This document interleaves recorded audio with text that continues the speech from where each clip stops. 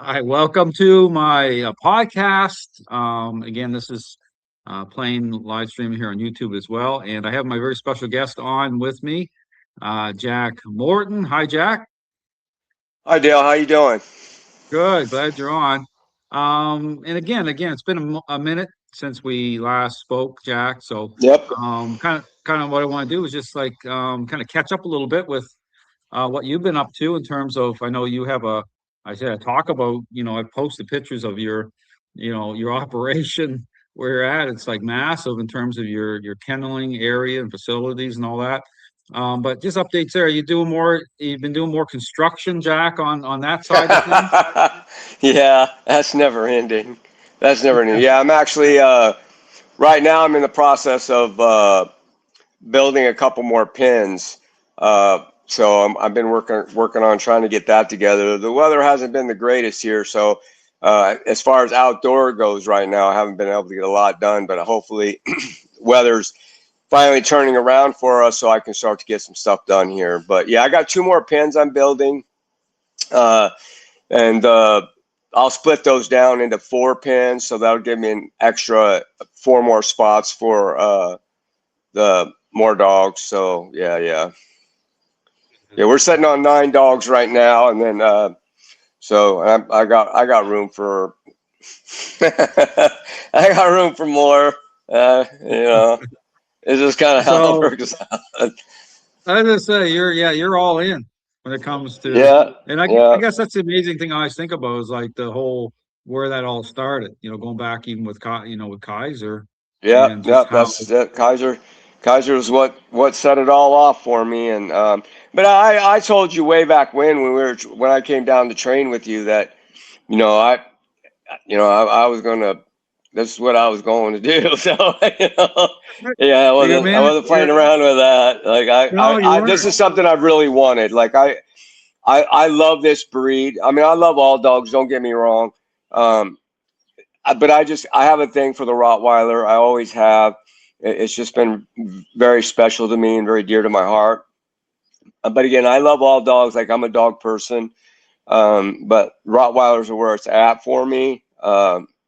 So I've always wanted to breed, and I've pretty much accomplished just about everything I've wanted to do with the breed.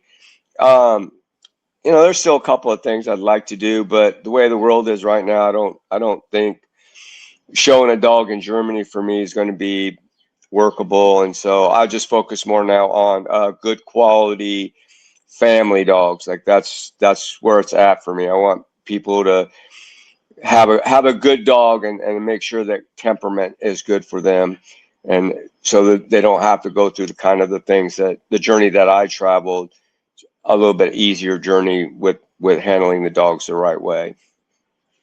Sure. And so, but for you, you've done the show thing too, a while back, Yeah, right? I've done the show thing, and it's a tricky one. So like with all my dogs, they have their tails. I don't dock tails. And so that's the German standard, basically, of what they consider the ADRK of standard of Rottweilers.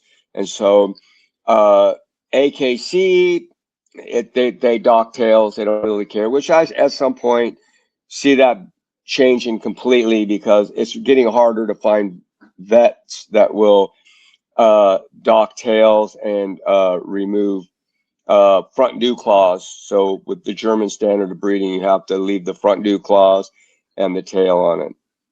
So Right.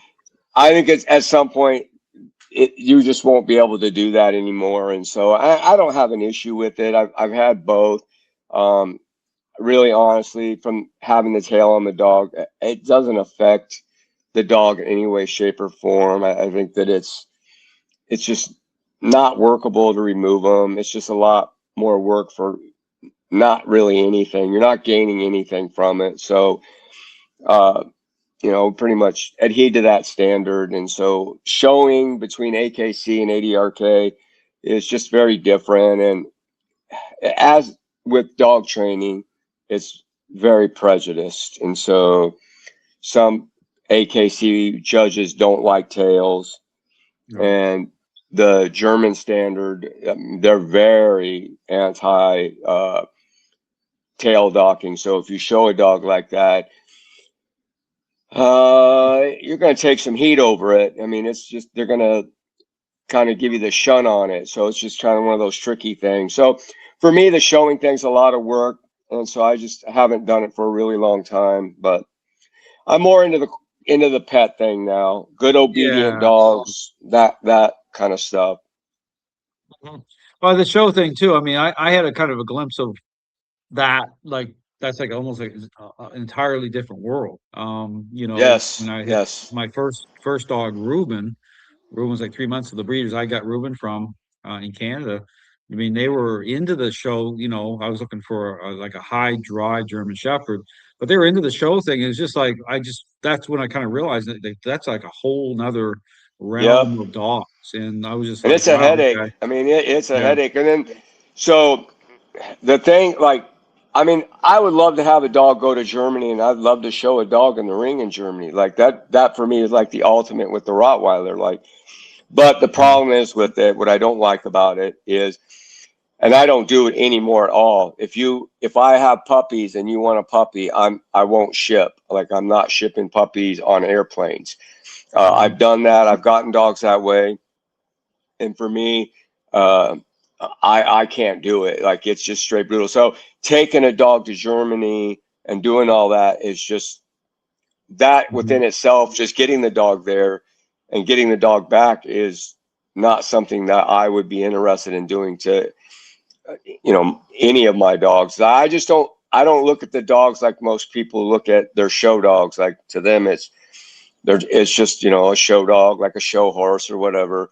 Um, Mhm. my dogs are all part of my world, and so they're where I'm very close, and I put a lot of energy in, again, to good pet obedient dogs, and so I just think it's just not workable. It's kind of cruel, but to each their own. I don't get into Well, that. That's I guess it's a distinction between appearances and relationship. You know what I'm saying? Depth.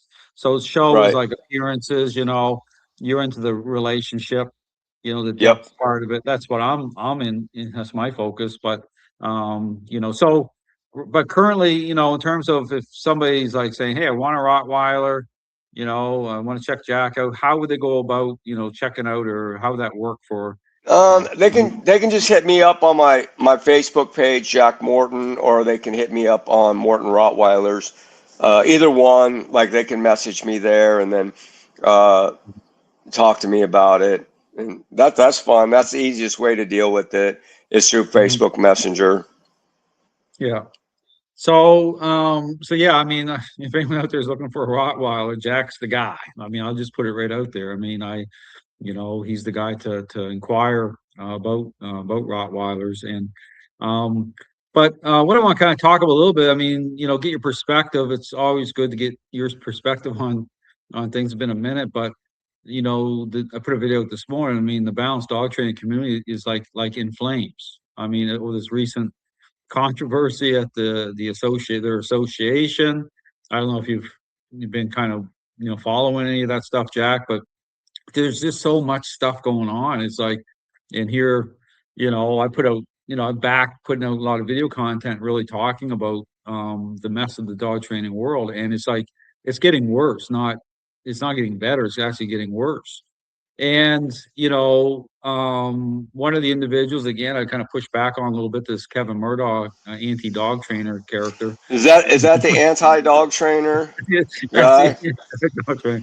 I know I we don't. got problems yeah. What do you think? What's your perspective on that? I don't get the whole anti-dog trainer. I mean, but I mean, it is a mess, and I see it on a regular basis. It's just a really hard thing to understand. Like, these people talk about the dog and how they care about dogs and all this, but what I see is, I don't see anything that they're doing that's, in my personal opinion, beneficial to the dog, as opposed to beneficial to them, for likes and that kind of stuff. It's ridiculous that they're portraying themselves in this manner, and within reality, It's really not that. And look, you know, they can say whatever they want, they can act however they want to, whatever. But I don't really see them working with dogs. And then when I do see them working with dogs, it's kind of whatever, man. It's like, to me, like, that's kind of a easy nothing thing. I spend every day with 9 dogs, and we're training. There's always training going on through the dogs, whether it's, and so I was trying to explain to somebody, like, because they like, oh, I don't have time to train a dog, and I'm like, well, then if you don't have time to train a dog, then you don't have time for a dog. Like, I'm sorry, like, and I have no filters when it comes to this kind of stuff, because I think like that whole choice thing. Like, look, okay, I don't give dogs choices. This is the way it is. This is the way it plays out. We have a set structure in the way everything works out. Each dog is very different in how we handle them, and but there's not choices there. Like, I don't Well, like. I talk about that, Jack, in the realm of like once a relationship problem already is underway, you know what I'm saying? Like the context of free will and choice that changes. It's just like I talk about the parenting example, you know, like once a child is already selfish, then you have to look at, well, how do you engage a relationship problem if it's about choices and you're doing what these trainers are doing, you should expect a bad pitcher. I mean, you should expect Yep. Yep. a counterfeit pitcher. And so my thing too, when I get in this thing about whether it's the anti-dog trainer or whomever, I'm putting on information. For me, ethically, it's about saying I'm not going to do something that's going to generate a bad pitcher or change. You know what I'm saying? So if you understand the approach or the method, and I think this is the problem here, if people understand, I'm not just being picky to be picky, about something small here. I'm saying that there is a process. Okay, Yep. there is a specific method that's going to make sure that you come out on the other side with a predictable outcome. There's a way to test the relationship. There's a way to make sure that the pitcher is not a counterfeit pitcher. And so for me, it's all about that. And so these trainers, it's like getting thrown on the rocks. They're like trying to do something, and this is where all the personal attacks happen, but they're not talking about, but they actually won't confront what the real problem is. You know what I'm saying? That's the Well, problem they that, never will, because at the end oh, of the day, when they start trying to deal with what's real here, it's going to end up making them look bad. And mhm. we can't have that. Again, that goes back to, you don't really care about the dog, because if you care about the dog, that, I mean, at the end of the day, for Sure. me and the way I look at it, it's all about the dog. And so, I'm dealing with some stuff right now with a young female that I have here from my last breeding. She's just super super drivey. Mm, She likes things her way. Well, she thinks she likes things her way, but mm.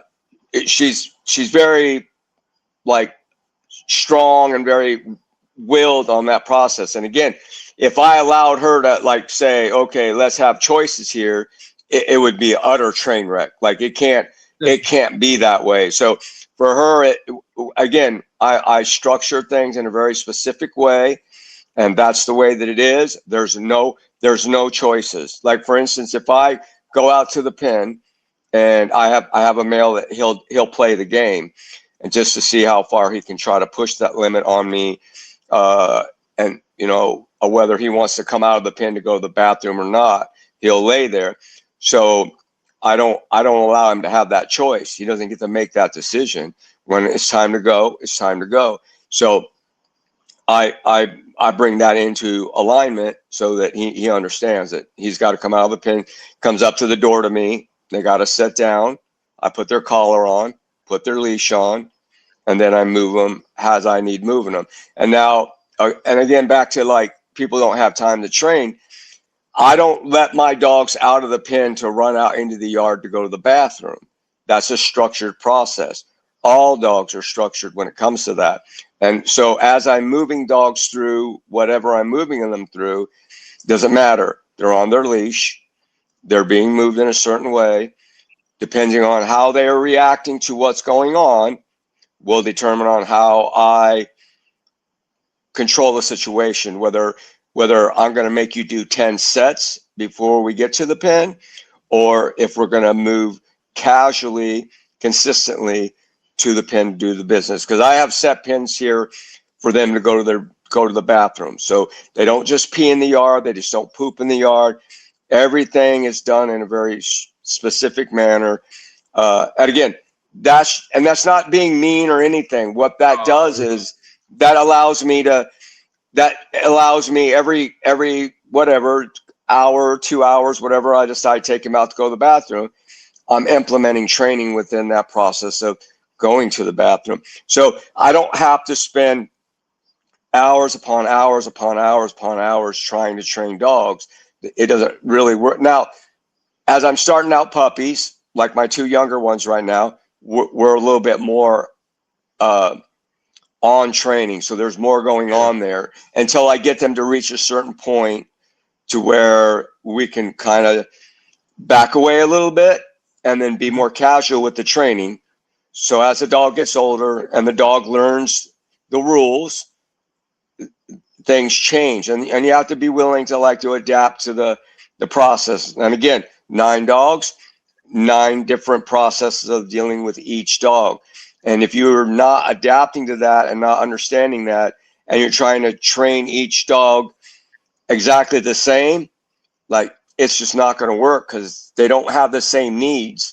And again, choices don't it don't happen. It don't. Well, It's I think not.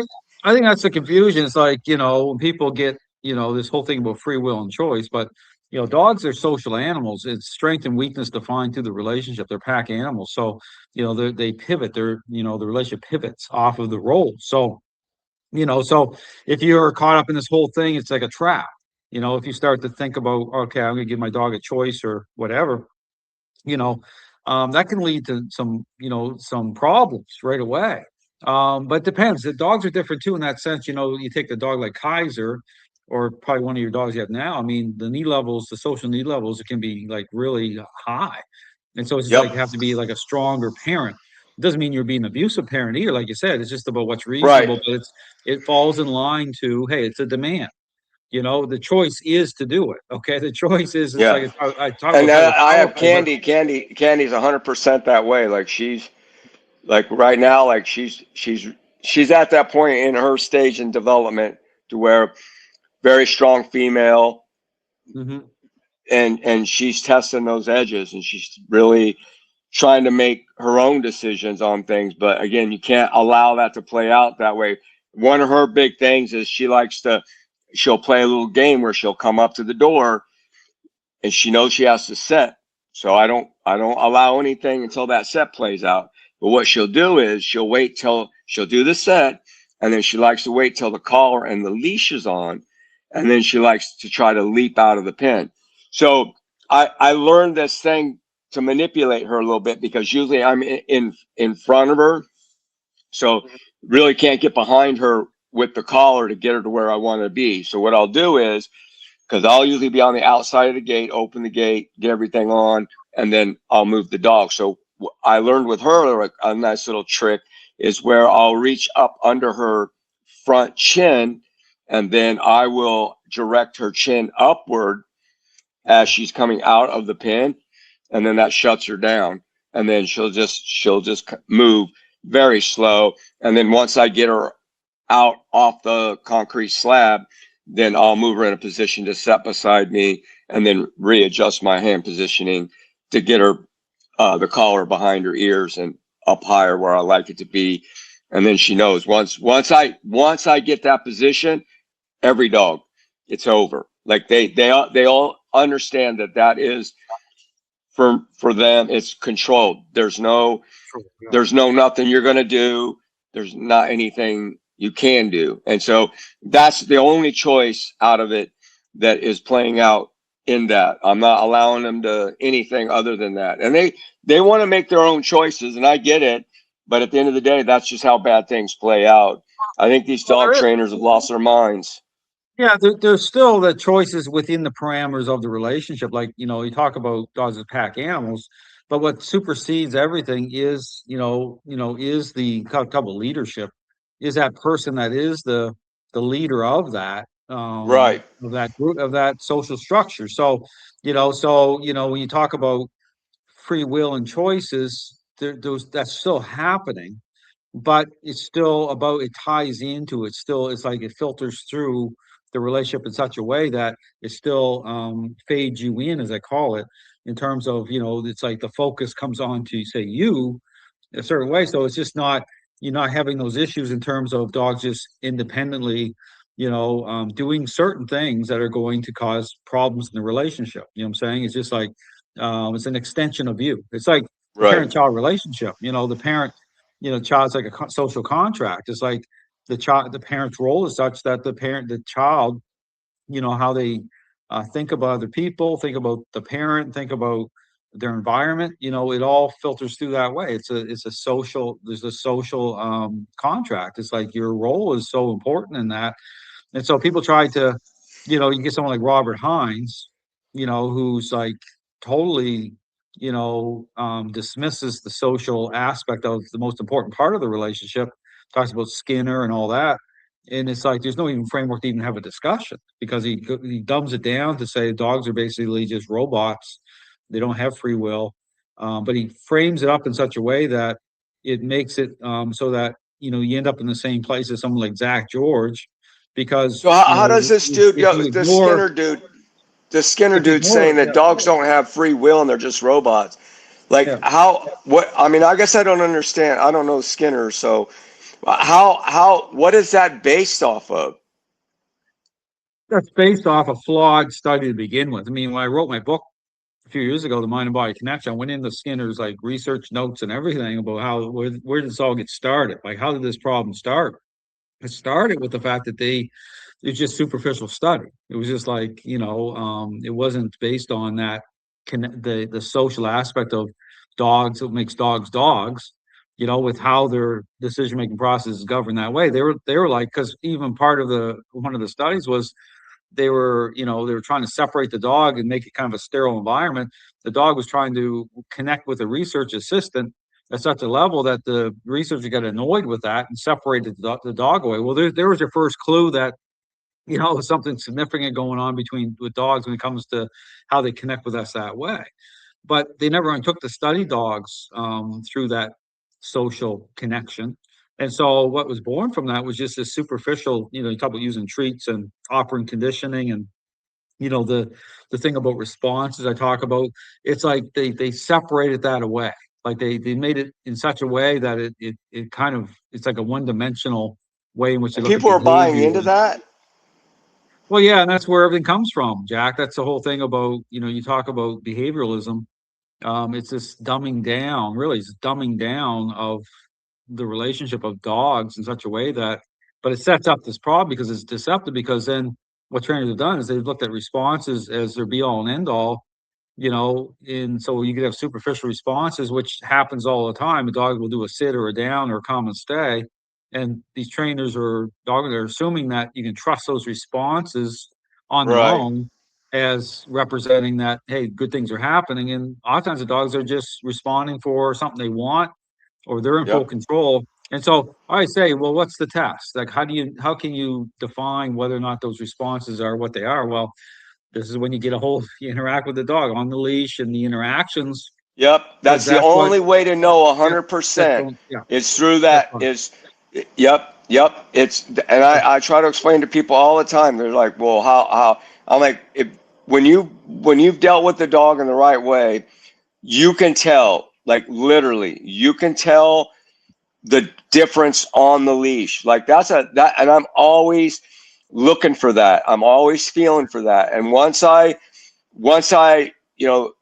get that, mhm, that's the key right there, is once you feel it on the dog, and that's the only true test, uh, that, that can tell you 100%. Because if you have any concept of dogs at all, and you've trained dogs in the right way, when a dog's fully given in to the point that yeah, that it's there where it yeah, actually needs to be, and that dog is on point. Oh yeah, Eh, that's what gives you, that's the test, Jack. And that's the thing That's the when, only I was dealing, test. well, that's when I was dealing with someone like, I say about the anti-dog trainer guy, but he's like a type, right? He's, so when I talk about certain people, I understand I can paint a wide brush because like a lot of them think this way anyway, but we talk about something like the leash, the objection to using the leash a certain way and the loose leash thing. Oh, well, I'm like, then he was going on, or somebody's trying to go on, well, where's your off leash dogs? What they don't get is the fact that, well, if my methodology is all about how things come together in a specific way through the leash and the interactions, well, what do you think my focus is? What do you think I'll be showing on a lot of my videos? It's going to be what actually brings it together. It's what actually creates change. It's like, yeah, we get the off leash, but there's a sequence. But these trainers go this whole thing, and this is why I talk about a bad picture. I mean, I can create an off leash, a type of a bad picture in less than 5 minutes with some treats. That doesn't mean And I can anything. too, but it doesn't mean It's anything. no, that's right. It doesn't mean, it Yeah, just means that I'm deceiving people. And so, right. but the problem is here is like, and this is what I talk about the trainers, like the dog training community, their response to what I'm saying, the information I'm putting out is really predictable in a lot of ways because, if you didn't ask the questions at the beginning, if you already took this idea and just running with it, you started your business, you're marketing yourself, you're putting up videos. Well, how can you possibly back out of it or even say that you're open-minded after you've done that? You know what I'm saying? It's because there's no wiggle room here. When I Right. talk about what the problem is, so because it puts people in a position of a trade-off, Jack. They have to, there's no, either training is a learning-based exercise or it's not. And when I show it's not the way that these trainers are marketing it. It's not a learning-based exercise with motivating dogs to respond that way. It's a interaction based. That's what's going to reveal, and that's what's going to change. But yourself, Jack, I mean, we spent a lot of time together. It's been a while now, but right away, I think you had a sense of, okay. And the thing is, we talk about committed dog owners. It is really the way human society, what society is now. You were rare in the sense of saying, hey, whatever it takes. Yep. You took responsibility and you were like, hey, I'm gonna deal. I want to, I know it's my fault. It was, I say it's never about fault that way. It's like we recognize that we're, we've done it, like we've done the problem, but then we just move forward. You know what I'm saying? It's like, but there has to Hmm. be kind of that recognition though, that say, hey, it is about me, and it's like my role, and I have to be the one to change it. Yep. But then amazing things happen. But I think, Yep. the issue here really comes down to when I talk about, of my process versus what's going on in the dog training community, it's so different. You know what I'm saying? Like when people look at my videos, they're looking through a certain lens and they're like having objections to certain things, but it's like saying, hey, you don't, it's like Eh, understanding what is a process, The Jack. problem comes down with the way you train dogs and the way you teach to train dogs. You have to put the work in, and Hmm. therein lies the problem. Hmm. People are looking for quick fixes. They're not looking. They don't want to really put the work in. They don't really want to, really build it on a relational way. And I try to explain to people too that takes more time. Now, it's a trickier one because it's definitely you're dealing with the dog in the right way and you're training the dog, and it's just how at what point does that dog understand and come into the relationship, understanding that this is for good and this is helpful. And so it's different. So it takes a little bit more work, takes a little bit more time because you're structuring it in a way that you're not bribing. I don't bribe any of my dogs for anything. Like this is the way it is. Like you're gonna but I teach everything. Like this is how I want you to set. This is where we go to the bathroom. This is what we do here when we're doing yard play. And I don't do off leash like these other people. I think that that's a bad thing to be pushing off leash stuff with people. I'm seeing too many videos right now with just problematic Well, stuff with off yeah. leash. Well, the problem is, Jack, it's like the thing is, it's like it's what actually fixes the relationship. Like I talk about those core ingredients, influence and control, how they're reconciled. So it's for a period of time.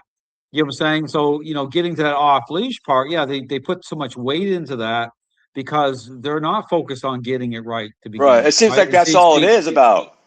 Yeah, it is because it's superficial to begin with. It's not about understanding what defines the process, what brings those core ingredients together to actually bring it to that point of, being off leash the right way, right? It's Right. just about them like that rush to get that picture, right? So it's Because it looks so cool. Yes. superficial. Yes. Yeah, it's like that Christmas postcard picture, and that's the problem is like people buy into it or but even getting the point of like a lot of work.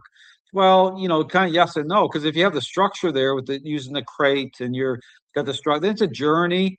You're not Yes. stressing yourself out because you have that No. that structure there, and then I talk about training more like opportunity. And you're right, there is like more intentional, say with your dog that you're dealing with. It's like sometimes you had to put more effort in because it's like just that place in the relationship that you're in, so you have to be more intentional about training. But Yep. the reality is like you can kind of see it as like you're the system, like it changes you, so things become automatic. You know what I'm saying? And Like the it's dog like and you're the not dog doing. knows those things, and that's the thing with it. And people don't like. That's why I kind of wondered about that Skinner thing. Like dogs are just robots or whatever. But Mhm, I mean, they're opportunists. A dog is an mhm, opportunist, and so if it can get the chance to exploit something 100%, it's going to exploit it. Like with any animal, especially like treat-based training. Like, okay, yeah, I mean, give me $100 every time I do something for you. Like I'm going to be a very certain way to get my $100. Dog's going to be the same way, but at the end of the day, I mean, I'm not going to have respect for you. I'm just going to see you as an ATM. And well, and and that's and the thing, because the problem is, Jack, some of these trainers, like Heinz, an example, I already know, I know, okay, that the blame shifting's happening. Like he's writing these dogs off, people are taking the hit. These trainers can say whatever they want on social media and almost like get away with it in a lot of ways because they're not accountable. They can right, make certain blanket statements and they can do all sorts of things, but it's like this is the problem. Go right back to someone like Zach George or Robert Hines. It's like these relational dynamics, okay, that are involved. It's like the issue about appearances, and why is that people get blindsided? Why dogs get rode off? It's all part of what they're doing to exploit all that. And so I know the real deal with these individuals. There, a lot of them are misrepresenting. Like Heinz, for example, went on a recent podcast there and admitted that he lied to me about his own dog Monty being a mess. Now he's saying Monty, he lied to me just to kind of wind me up to gaslight me, and that Monty's not really a mess. Well, I'm convinced Monty is a mess. But what Heinz did was when he figured out, well, Monty's like his show dog, and so to admit that Monty's a mess wasn't probably good business for him. And so he's just trying. no, So that's what these trainers always do, right? It's like it yeah, wasn't even my point of saying like I already knew Monty would be a mess, but it isn't about cheap shotting people that way. It's just the fact that a lot of these trainers have their own personal dogs that are a mess. They're giving out advice, but it's like they're playing the system. It's a shell game, right? They're right, able to because play there's the money shell in game it, with the and failure. people are looking for that quick, easy. Again, it is a quick, easy fix. Like they think that's the way that it's going to work for them.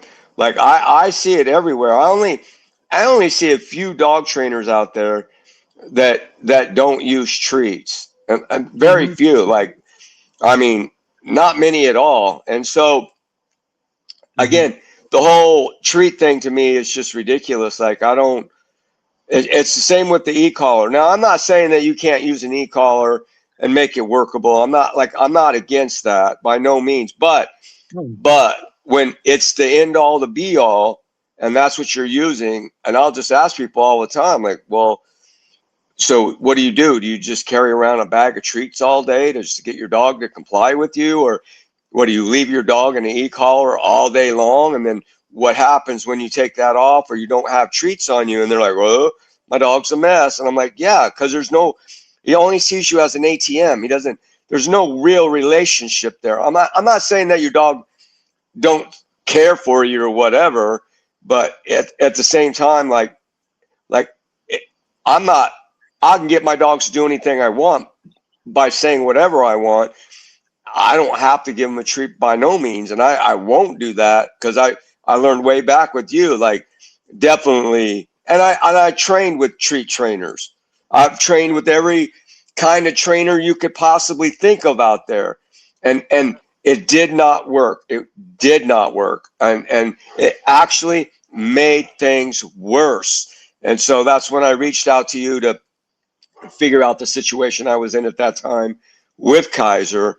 And again, it showed me a lot. And now it's nice for me because like I can take dogs from very young puppy and move them through that system. And man, dude, I got 4 males here, all giants, babies, very big babies, lovers, nothing like Kaiser. And I think that unfortunately, if I would have been able to do what I do now for him, I think that we would have been a different world for him. But again, I'm here and I'm doing what I'm doing now because I mean he was the catalyst Well, for all he's that to your, play out. well, you went through the fire. I mean, and Kaiser was that dog, but also it speaks highly of his legacy.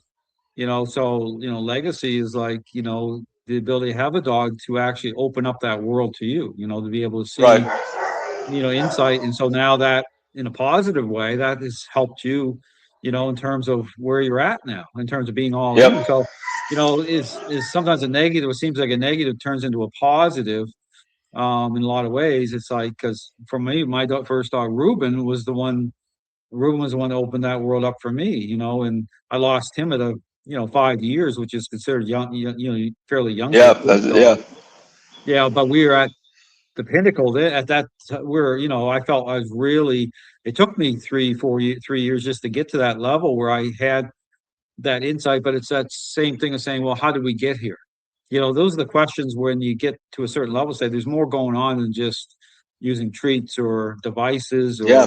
or there's something else in play here that's part of the relationship, and that's what really motivated me to ask the questions of myself to say, okay, and then to look around the dog training world saying, what is happening here? Why is it people in the same systems, one person's successful, someone else fails using the exact same devices, treats, and whatever? Like, is it really the dog's fault? Is something's not right? What's this fake picture? And that's the response side of things to say, something's deeper is happening here than just meets the eye. And those are the Right. questions that I talk about. These trainers are so caught up in ethically, I never did that. They just took this superficial idea, ran with it, and now what do they do? I mean, what I'm saying? It's like, yeah, you can gain popularity and you can make probably a lot more money than I'll ever make, but at what Same cost? here. What cost to yourself? What cost to the people around you, the dogs? That's The that's the dogs. I trade-off. mean, at the end of the day, like I don't understand it. Like everybody talks about they're about the dog, but I am not seeing that. And they can say whatever they want. Yeah, yeah. I watch enough stuff. It's not. It's truly not about the dog. At the This end of is the about, day, yeah. This is it's about not about ego. the dog. Yeah, it's ego. It's the human. This is Money. a human. Yep. Yep, this is a human Likes. problem because you're right. Here's the thing: you can't say you care about dogs and market this idea that's flawed and sets people up for problems. I mean, it Yep. flies in the face of that. It's like it's a total contradiction, Jack. I mean, that's why I say I don't care. People can get on social media all day long and say they love dogs, they care about dogs, but if the idea that you're marketing sets people up for failure and puts dogs in a really bad position. Automatically, and yeah, Yeah, sets the dog up for failure. Like yeah. I don't see anybody doing anything out there that to me that's like workable for the dog. Like there just has to be a process. I'm sorry. At the end of the day, you're dealing with two major things here. You're dealing with Mother Nature and you're dealing with an animal. And so it has to be handled and looked at. Now, I'm not saying you can't love your dog, and I'm not saying that, it's just an animal. But at the end of the day, you have to really accept it for what it is. And so you have to work within those parameters. And those parameters are very specific especially when it comes to Mother Nature. And I'm not saying dogs are dumb or anything like that, but their basic Mother Nature needs are very specific. And so there has to be the right kind of structure and the right kind of guidance to move them through that so that they understand the human world. And so if you're not doing those things and not understanding it at that level, and I really believe that majority of people have lost their way with Mother Nature. We've become very materialistic, and we've kind of look at those kind of people kind of look at it very differently. I don't. I work within that parameter, and again, each dog is very different, and so you have to be able to adapt as a trainer. And that's one of the things I'm not seeing is like they think that it's like the system that they're doing or whatever they're doing, it's all cookie cutter. Like every dog aligns this way. This is how it's going to go. This is the way we're going to do it. Throw an e-collar on it, throw a prong collar on it, throw treats at it, and then let's see what sticks. And at the end of the day, you're not really putting work in on it. You're just being device driven, food driven to make yourself look good as a trainer. And I tell people, you know what? They freak out when they see my dogs and they say, well, what kind of collar do you use? I'm like, dude, I use like a $4 plastic clip nylon collar from my local Tractor Supply with a leather. It's only 3/8 inches wide. It's very thin, really. I'm like, this is all that I use. And I've been doing this long enough. I've never, ever broke a plastic collar or broke a leash or anything. If I broke a leash, it's usually because like it was poorly made on the rivets or whatever. But none of my dogs, and right now I'm dealing with a dog. He's 13 months old, and he's probably at this point now he's probably 140, and we don't break that. Again, we're doing stuff very specific. If I have a dog moving in a way I don't like, it's shut down. He's in a sit position. He'll sit there till stinky thinking goes away. We'll make a move. If you do it again, we're right back in. And I might, again, it might take 10 sets before we get where we're going. But doing that the way it needs to be done, I don't have to e-collar them down. I don't have a prong collar on them. None of that. I think a lot of Jags people are so hardwired in that they have to use something to motivate the dog to respond, like a treat or something. I tell people, no, you have to think different. It's about the relationship. Because they can't train a dog. Intent. No intent. Dog understands how you're moving that leash and how you're moving your body and how you're expressing control of the dog in a way. Okay, when the dog understands intent, says it makes sense to the dog. Right. Clarity. So clarity comes through the interaction part. It's like it's speaking the right language, and it brings those core ingredients in at the same time. So but it's hard to slow them down. Yeah, it's hard for people to really, because it's different. But if you again think about the parenting example, it's like a demand, right? It's like the parents say, hey, pick up your toys because you're the parent, not for an exchange of here's $100, right? So the best way, don't give him, you're going to give him choices. Yeah. Like you're going to give him choices. Like how does that work out? Like that back to like, I wouldn't give my kid a choice if I tell you to clean up your room. Boy, you better clean up your room. Well, here's the kicker, especially once a relationship problem is now underway. Like once a child is already selfish, it matters even more that whole thing about free will and choice, right? It's like, that's the thing is like people, I think critical thinking has really gone to the wayside with social media and with like the culture of dog training, like as individuals, like to be able to actually look around and say, what's the problem here? Like this thing about free will and choice, how's that? What's the context of that? Like for people to actually... Well, here's a question I got, and this is something. So if you're giving a dog a choice and he makes the wrong choice, what is the consequences for making that wrong choice to get him to come back over to make the right choice? And again, how are you, once he's made the bad choice, how are you going to get him to make the right choice? So I don't understand how they're correcting that, and so there has to be some kind of punishment for that wrong choice. I mean, I don't know. Like, I don't allow it. Again, I don't allow that choice to play out.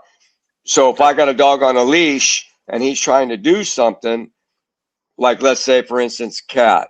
We got cats around here, and there's something goofy's going to play out. Well, first off, I already know what's going to play out, so I'm already on point with that. But if that's not going to be a choice he gets, so I'll shut that down instantly.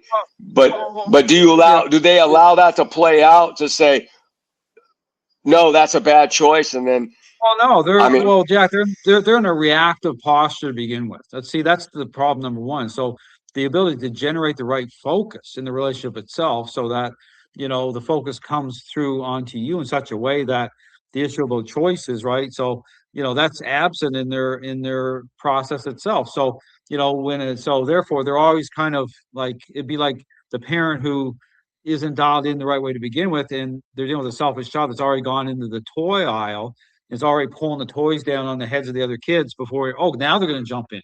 Like they're behind the eight ball, so to speak. They're not able to, to okay. even how they try to frame up punishment, or trying to So they're intercept not even seeing it a bad coming. choice.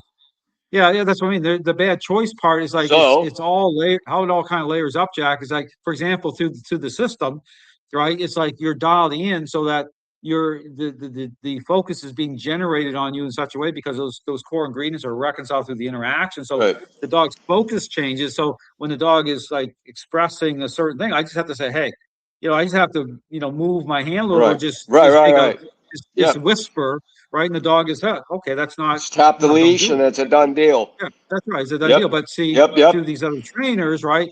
They don't have that, because they're not they're not engaging the right way to begin with. So when you talk about punishment that way, they're already in a reactive, posture when it comes to the relationship itself. Like they're kind of behind. They can't. And so when they put punishment in there, number one is it's not going to give clarity to the dog. So they could get redirected on. The dog could be, So they could be in higher conflict with the dog. how is a force free dog trainer correcting an unwanted behavior? Oh, they're trying to change the dog's focus. They're not really dealing with, like, so even the role of influence to intercept. I talk about intercepting an express state Right, versus using a treat to change the focus.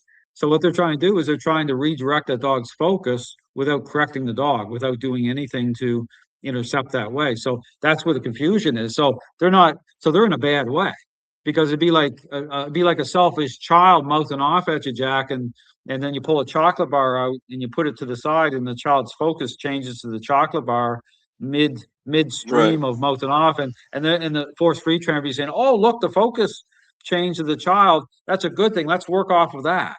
You know what I'm saying? They haven't really fixed it, Yeah. right? So that's the deception here, is like they try to trainers try to find a moment of what they interpret as calmness. And it's not really calmness. The stinking thinking is actually happening. Just the dog is pausing, but the perceptions aren't changing. Do you understand? So there's so much confusion here, but it's a cautionary tale at the same time. You know what I'm saying? Like they're just totally deceived, because nothing's being revealed the right Right, way to begin right. with. So they're operating on a different frequency that's all superficial. So it's like when you ask the question of how does a force free trainer deal with it? Well, they're not dealing with the right way to begin with. So they're operating off of a very deceptive picture to begin with. They're trying to change the dog's focus with certain concepts such as counter conditioning, trying to create different associations. And a lot of times control itself offers up a false image of change. That's the Right. other Yeah, relationship yeah, that yeah. they don't get. Even balanced dog trainers don't get that. So when we talk about certain relationship dynamics, understand that the dog training community as a whole, they're not dialed in that way. And so, but it comes from the beginning of asking questions that need to be asked, like beyond this idea that's being promoted there, it's flawed.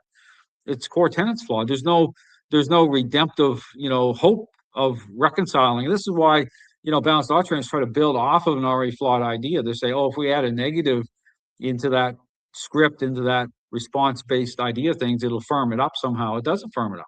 Okay, you are bringing influence in, so it can change perceptions of the dog at a certain level. but the response side of things is flawed. Understand how they're building that picture, fat Yeah, legs. I just don't understand any of that. Like theirs has to be. Dogs are more complex than that. I Well, just yeah, yeah, dogs are amazing animals. I mean, that's, I mean, and the thing I appreciate dogs even more is that they blow the roof off of, right? yeah, It's like these trainer, really, I mean, if you think about nature, because really trainers are in conflict with nature. I mean, that's the yep, ultimate because you end up with, when yep, you a talk hundred about that, you percent. talk about Mother Nature. Well, they're in rebellion to it. It's like you go back to Skinner. It's like, okay, I'm going to make my crooked path straight. Like that's really the thinking here. It's like I'm going to do what I want to do, and I'll decide how this is going to go down, and it's not going down very good. You know what I'm saying? It's Nope. a mess. And so the dog training world, this is where, I put out information, I put out videos, and myself, sometimes I'll get frustrated. I was like, okay, I'll just take a bunch of them down. But here's the thing is I continue to help dogs, you know what I'm saying? Like that never changed since the beginning. How I Yeah. deal with social media, or I get frustrated and just say, you know what, this is such a distraction. I'm trying to control it a little better here. There's a balance, but social media is not the norm. You know what I'm saying? All these trainers and Nope. social media, they're like social media Nope. influencers, but It's a it's a joke. mess. Yeah, Yeah. it's a No. That. mess. I like I said. I see it all the time. And again, I don't really get the whole anti-dog training thing. Like I was like that just seems like That's complete that's a, oxymoron to me. Like, it is. dude, It's if gonna. you're how are you anti-dog He. trainer? If I you're think I. if you're I calling think I yourself know. a Yeah, trainer, I know what it is. It's like I think I know what it's based on his personality and stuff and what he's been doing, like how he says stuff. It's like he. It's like it's no different than Christopher Upton. I keep bringing up Chris. If you remember Christopher Upton, he passed away, but he yeah, still I've has seen he videos. isn't he from like overseas or Yeah, somewhere. UK, a gun dog Does trainer like hunting involved. dogs. Yeah, involved in a bunch of controversy. He was like similar to the Bonker situation with Jeff Gellman, but there was an online petition. Upton had interacted with the dog, the punishment thing, and it just generated all this controversy. And then, but when you look at Christopher Upton, he had the same thing about, trying to carve himself out as different. They say, well, I'm a gun dog trainer, so I'm like in a special category. I'm not a balance trainer. I'm not a force free trainer, and trying to carve out a little niche for himself. But he, again, what I say is like the anti dog trainer trying to basically with that name anti dog trainer. I think he's trying to do the same thing. I'll say I'm not really a dog trainer. I'm like special. I'm like, and so therefore I don't fall into a certain category. You can't label me. But it's not about labeling. It's about the thing is you can take what I'm saying about the core ingredients, influence and control. Are they reconciled through his approach? No. Okay. I mean, it comes down to actually you can put it to the test. I mean, that's the thing about being specific about information I put out. So, but I think that's where the anti-dog trainer calls out the anti-dog trainer. It's like you see that a lot. Trainers like play-based trainers, see Ivan Banoff doing the same thing. But it always comes down to is that method or is that approach, does it reconcile those core ingredients? Is it interaction based the way I talk about? That's the only way to do it, to reconcile those, and it's not. And so, but again, don't take my word for anything. You just have to look at the dog training, the state of Yeah, the dog no, training world, and so but I think, yeah, to answer your question, I think the anti-dog trainer, yeah, it's a oxymoron. I mean, he call himself, he's a trainer. Okay, you can call yourself whatever you want, but if are you're you training training dogs, you're a dog dogs? I trainer. Yeah, mean, you're yeah, you're a you're a dog trainer. trainer. You I are. mean, But that's so all is you he a try to do. treat I think. trainer? He's more of a quasi Caesar. I call him a quasi Caesar Milan trainer. So I'm about to put out a series of Oh my videos coming up. God. I'm putting a series of videos coming up on maybe it might be the final series I do on this guy. But it's because it's so bad. He's like he's helping a dog owner with a golden retriever. And this dog is like biting into her. Also, he's clapping his hands, trying to stop it. He's not a treat trainer. He doesn't use treats, but it's very much, it doesn't line up. You know what I'm saying? So it looks very much like Victoria Stillwell, quasi, it's like a balance. It's like a blend of balanced dog training and force free. I mean, really, it's like a hybrid. But so anyway, the series is coming out here shortly. You'll see it on my YouTube. I go through it. It's a mess. But that's what happens to these trainers. They put themselves on social media, and it's like they elevate themselves. They try to elevate themselves But Right. if you watch the stuff, it's a mess. And people, and they have followers. But here's the thing: one of his followers has like 12 fake accounts. It's all the people I've banned off of my channel, Jack. That oh yeah, but that they Oh surround themselves God. with these Who has that people, much right? time? Who I has that don't much know. time to make 12 accounts? Like you ain't doing anything in life. Yeah, I mean, yeah, it's like a 12 fake accounts, and like I'm like, this is so ridiculous. I mean, there's no ethics, no nothing. It's just like it's a free for all in the dog training community right now. It's a free for all. Right. It's like if you're a narcissist, you just like come join the dog training community. It's like you can have a field day. Um, but anyway, all to say, well, we're coming to the end here. I'll keep it within probably an hour here, but Jack, You do know again, there's no such thing as force free, right? I know it's by default, you're in a relationship, you're controlling the dog. Even when you bring the Yep. dog into your environment, If you're you're using controlling a the call or a leash, it's that's control. forcing. So That's no right. such So thing as force free. there's no Nice such word. thing. Yeah, it's nice word, but even balanced dog trainers will say that. Like they're dialed in enough to say, well, there's no such, but they themselves are marketing a superficial Yeah. idea, this thing. So Playing they off fall into it. emotions. Yeah, Yeah, it's the playing same off trap. emotions. Yeah. Yeah. Yeah. So, but people need to get really, people need to get real about what's happening. I mean, I think that this controversy that's happening right now with balanced dog trainers with this association, it's like, and I mentioned I put a video this morning. It puts all my things I talk about are part of this controversy, including the fact that how it started to begin in the first place over punishment. That's what got things rolling through this association with all this back and forth of these trainers going after each other, and then escalate from there. A force-free trainer was going to talk at the conference. I talk about that. Why So it a is that they force give free the force-free trainer trainer was going to talk at a at conference balance where at at a with the balanced dog. balance. Yeah, the balance, but she got thrown to the side because her dog's couple, I think one or two dogs died in a vehicle that overheated. She was like, Dude, but really? person, yeah, but thrown to the side over a person, over that, not for not to actually confront what the real issues in the dog training world. So she got thrown to the side over that. So that started another big, and this Dylan Jones character, he was like, I don't know, he's like a balanced trainer. He's attacking the president of this association, put a video, called him out over how the president was using an e-collar, made a dog piss herself with the e-collar, like he shows him hitting and so that's caused another, and then Larry Crohn's standing behind Dylan Jones. And here's the thing, Larry Crohn's is who's standing behind Dylan Jones, who's going after the president, and Larry Crohn's scheduled to be a speaker at this conference. So it's got all the drama. It's like all the things I talk about, all the confusion, all the divisiveness and infighting. It's all happening right now.